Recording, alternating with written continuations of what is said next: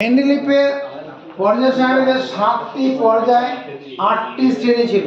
7টি পর্যায়গুলোকে 1 2 3 4 5 6 7 নাম দিয়েছিলেন, আর 8টি শ্রেণীকে রোমান 1 রোমান 2 করে করে 8 নম্বর পর্যন্ত নাম হয়েছিল। মেন্ডেলিফের মূল পর্যায় সারণীতে নিষ্ক্রিয় মৌলগুলোর কোনো স্থান ছিল না, অর্থাৎ শূন্য শ্রেণী ছিল না। মেন্ডেলিফের পর্যায় সারণীকে পরবর্তী সময় যখন নিষ্ক্রিয় মৌলগুলো আবিষ্কার হয় তখন ওই সংশোধিত পর্যায় সারণী, মেন্ডেলিফের সংশোধিত পর্যায় সারণী, সেটা আমরা করছি। মেন্ডেলিফের সংশোধিত মেন্ডেলিফের সংশোধিত পর্যায় সারণী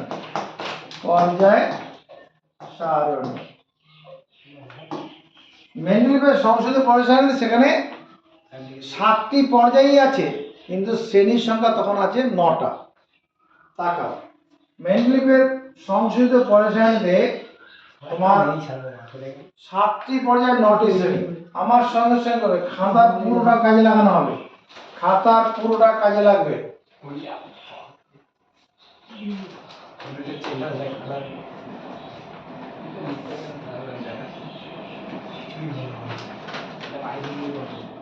এখানে লিখবো পর্যায়,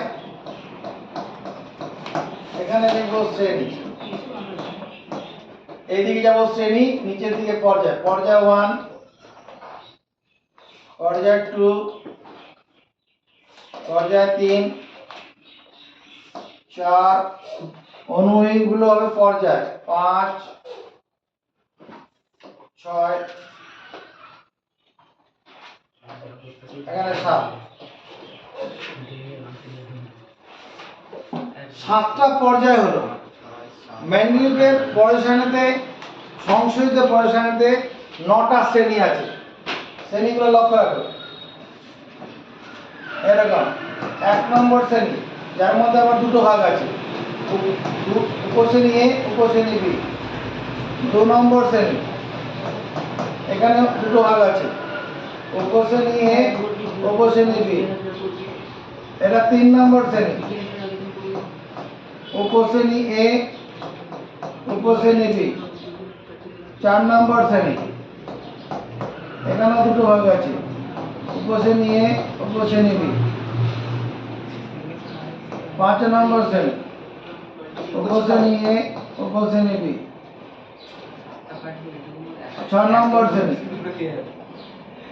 উপশ্রেণী এ, উপশ্রেণী বি। 7 নম্বর শ্রেণী,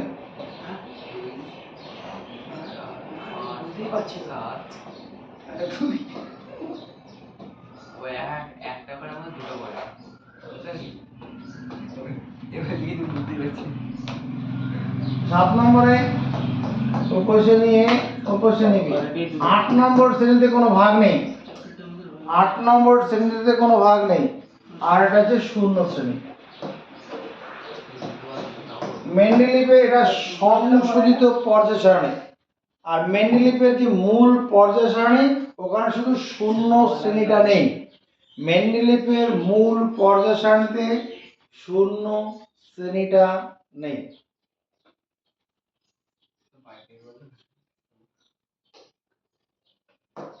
এদিকে দেখো, মেন্ডেলিফের এই যে সংশোধিত পর্যায় সারণী বা মেন্ডেলিফ যেটা করেছিল, মেন্ডেলিফ শুধু এই শূন্য শ্রেণীটা করেনি। মেন্ডেলিফের সময় শূন্য শ্রেণীটা করা ছিল না। এই 1 নম্বর শ্রেণী এতে যে হাইড্রোজেন, এখানে হাইড্রোজেনের স্থান আছে, তাকাবে, এটা হলো হাইড্রোজেন, এর পারমাণবিক ভর কত 1 হাইড্রোজেন। আর শেষে হচ্ছে হিলিয়াম, পারমাণবিক ভর 4।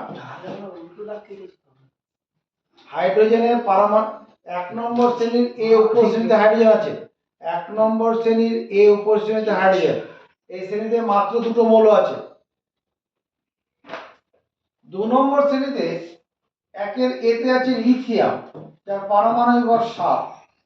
2 আছে বেরিলিয়াম, পারমাণবিক ভর 9। এই উপশ্রেণীতে আছে। এরপরে এবার যখন চলো 3 নম্বর, এখানে আছে কি বোরন, পারমাণবিক ভর 10.8। এখানে আবার বিতে থাকবে কার্বন, পারমাণবিক ভর 12, নাইট্রোজেন পারমাণবিক ভর 14, অক্সিজেন পারমাণবিক ভর 16, ফ্লোরিন পারমাণবিক ভর 19। এখানে নিয়ন পারমাণবিক ভর 20.18 আছে। একটু মুখস্থ করার চেষ্টা করো।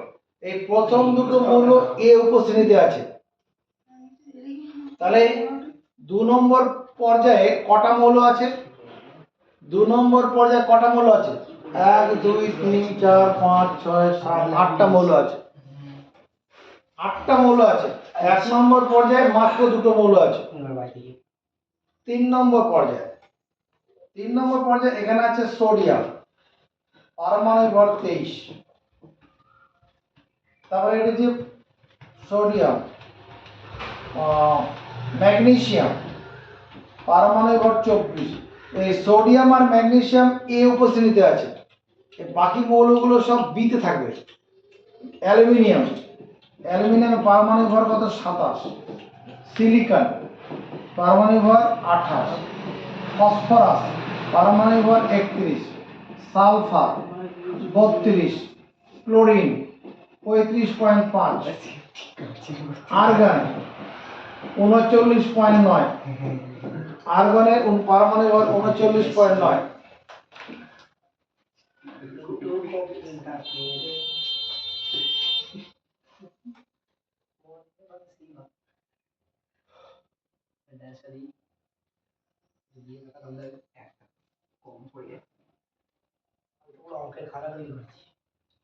এবার 4 নম্বর পর্যায়ে প্রথমে আছে কে, পটাশিয়াম পারমাণবিক ভর 39। ক্যালসিয়াম পারমাণবিক ভর 40। এবার তাকাবি, এবার দেখে নিয়ে পরে লিখবি। 4 নম্বর পর্যায়ে দুটো মৌল লিখলাম। এবার 3 নম্বর পর্যায়ে এবার সব এতে মৌল আছে। পটাশিয়াম, ক্যালসিয়াম, তারপরে হচ্ছে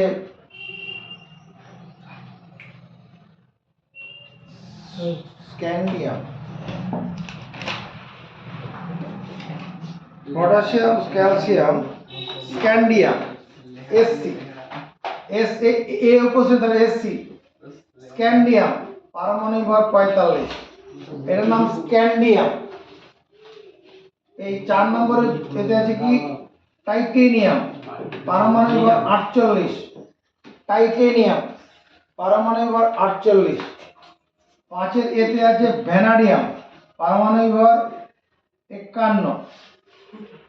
এখানে কত আছে? ক্রোমিয়াম পারমাণবিক ভর 52। 7 এতে আছে ম্যাঙ্গানিজ পারমাণবিক ভর 55।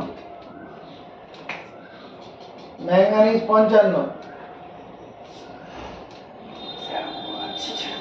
হয়েছে। এরপরে এখানে এই 8 নম্বর শ্রেণীতে 3খানা মৌল আছে। এই 4 নম্বর পর্যায়ের 8 নম্বর শ্রেণীতে 3খানা মৌল আছে।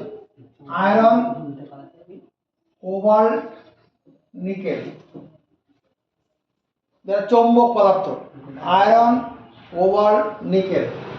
আয়রনের পারমাণবিক ভর 56, কোবাল্টের হচ্ছে 58.8, নিকেলের হচ্ছে 58.7। এটা 58.9 হবে, 58.9, 58.7। আর শেষে কি আছে? ক্রিপ্টন, হিলিয়াম, নিয়ন, আর্গন, ক্রিপ্টন। ক্রিপ্টনের পারমাণবিক ভর, ওটা ক্রিপ্টনটা এখনই আসবে না, পরে আসবে। ক্রিপ্টনটা পরে আসবে। আচ্ছা, এরপরে নিকেলের পরে এবার দেখো এই যে 4 নম্বর পর্যায়ে এই বি উপশ্রেণীতে মৌল আছে। এবার এই বি গুলোতে মৌল আছে। এই বিতে মৌল পাবো বি। যেমন এখানকার 4 নম্বরের বিতে আছে কি তোমার কপার। কপার এর পারমাণবিক ভর কত? 63.5। এখানে আছে জিঙ্ক, পারমাণবিক ভর 65.3। Copper, zinc. তারপর এখানে আছে গ্যালিয়াম, গ্যালিয়ামের পারমাণবিক ভর 69.7 গ্যালিয়াম। এখানে আছে জার্মেনিয়াম 72. জার্মেনিয়াম 72.6। জার্মেনিয়াম 72.6। জার্মেনিয়ামের পরে আর্সেনিক, এখানে আছে আর্সেনিক 74.6 74.9। এবারে সেলিনিয়াম, এসসি হচ্ছে সেলিনিয়াম। সেলিনিয়ামের পারমাণবিক ভর 78.9। এখানে যে ব্রোমিন, বিআর, ব্রোমিনের পারমাণবিক ভর 79.9। আর সেখানে আছে ক্রিপ্টন।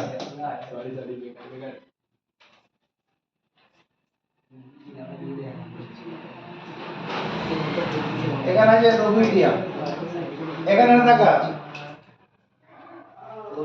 তোমাদের কাছে একটা বড় যন্ত্রণা লাগছে, এরকম পারমাণবিক ভরগুলো মুখস্থ রাখতে হবে না, মুখস্থ রাখতে হবে না।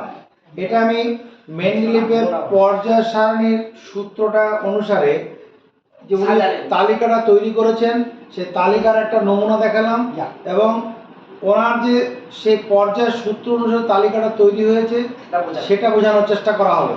ওর বোঝানো হয়নি। মেন্ডেলিভের পর্যায় সূত্রটা কি ছিল? মৌলগুলোকে ক্রমবর্ধমান পারমাণবিক গুরুত্ব অনুসারে সাজালে একটি নির্দিষ্ট পর্যায়ের পর সমধর্মী মৌলের পুনরাবৃত্ত হবে।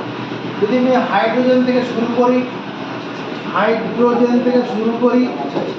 ভালো করে দেখাও, হাইড্রোজেন থেকে শুরু করি, 1 2 3 নম্বর মৌল হচ্ছে লিথিয়াম।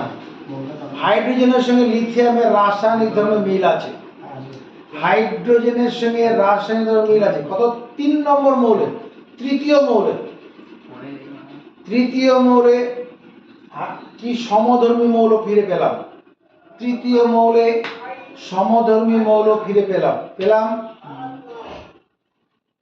আবার যদি কিরকম সমধর্মী মৌল? হাইড্রোজেনের যোজ্যতা 1, লিথিয়ামের যোজ্যতা 1। হাইড্রোজেনের বাইরের কক্ষে একটা ইলেকট্রন আছে, লিথিয়ামের বাইরের কক্ষে একটা ইলেকট্রন আছে। হাইড্রোজেন ক্লোরিনের সঙ্গে বিক্রিয়া করে হাইড্রোজেন ক্লোরাইড তৈরি করবে, লিথিয়াম ক্লোরিনের সঙ্গে বিক্রিয়া লিথিয়াম ক্লোরাইড তৈরি করবে। এরকম সব ব্যাপার আছে। রাসায়নিক ধর্মে মিল পেলাম, সমধর্মী মৌল 3 নম্বর মৌলে ফিরে গেলাম, সমধর্মী মৌল। যদি আমি লিথিয়াম থেকে শুরু করি, দেখো 1 2 3 4 5 6 7 8 9 নম্বর মৌলের সমধর্মী মৌল আসছে। যদি আমি লিথিয়াম থেকে শুরু করি, 9 নম্বর মৌলের সমধর্মী মৌল ফিরে পাচ্ছি। প্রথমে তৃতীয় মৌলের সমধর্মী মৌল ফিরে পেলাম, 9 নম্বর মৌলের সমধর্মী মৌল ফিরে পেলাম। যদি আমি এখান থেকে শুরু করি, মনে করো আমি ফ্লোরিন থেকে শুরু করি, ফ্লোরিন থেকে তুমি এগিয়ে যাও, 9 নম্বর মৌল, 1 2 3 4 5 6 7 8 9 9 নম্বর মৌলের সমধর্মী মৌল। যদি শূন্য শ্রেণীটা নাই ধরে, মেন্ডেলিভের সময় যে শূন্য শ্রেণী ছিল না, ওটাকে বাদ দিলে 8 নম্বর মৌলের সমধর্মী মৌল ফিরে পাচ্ছি। এই ফ্লোরিনের সঙ্গে ক্লোরিনের রাসায়নিক ধর্মে মিল, অনেক মিল আছে। ফ্লোরিনের একটি অণু 2টি করে পরমাণু দ্বারা গঠিত, ক্লোরিনের একটি অণু 2টি করে পরমাণু দ্বারা গঠিত। ক্লোরিনের বাইরের কক্ষে 7টা ইলেকট্রন আছে, ক্লোরিনের বাইরের কক্ষে 7টা ইলেকট্রন আছে। ক্লোরিনের যোজ্যতা 1, ফ্লোরিনের যোজ্যতা 1, সমধর্মী মৌল ফিরে আসে। যদি আমরা পটাশিয়াম থেকে শুরু করি, তাহলে সমধর্মী মৌল ফিরে পাচ্ছি কখন? 1 2 3 4 5 6 7 8 9 10 11 12 13 14 15 16 17 18 19 নম্বর 19 নম্বরের সমধর্মী মৌল ফিরে পেলাম। তাহলে কখনো 3 নম্বর মৌল ফিরে পেলাম, কখনো 19 নম্বরে পেলাম, কখনো 9 নম্বরে পেলাম। আর যদি শূন্য শ্রেণী না ধরি কখনো আমি কি করছি দ্বিতীয় মৌলে পাবো সমধর্মী মৌল। যদি হাইড্রোজেনের পরে ধরি তাহলে লিথিয়াম, যদি মনে করো এই শূন্য শ্রেণীটা নেই, শূন্য শ্রেণী নেই বাদ, মানে এবার এই দেখতে পাচ্ছি এটা মেন্ডেলিফের পর্যায় সারণী। হাইড্রোজেনের পরে দ্বিতীয় মৌল সমধর্মী, লিথিয়াম থেকে শুরু করে অষ্টম মৌলে সমধর্মী।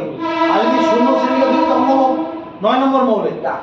যদি সোডিয়াম থেকে ধরি নবম মৌলে সমধর্মী, পটাশিয়াম থেকে ধরি তাহলে 18 নম্বর মৌলে সমধর্মী। আর যদি শূন্য শ্রেণী লিখতাম তাহলে 19 নম্বর মৌলে সমধর্মী মৌলে ফিরে পাচ্ছি।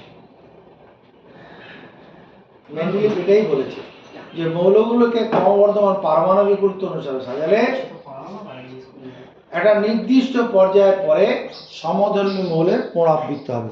হয়েছে? এটুকুন পরে আসো, পরের দিন বাকিটা হবে।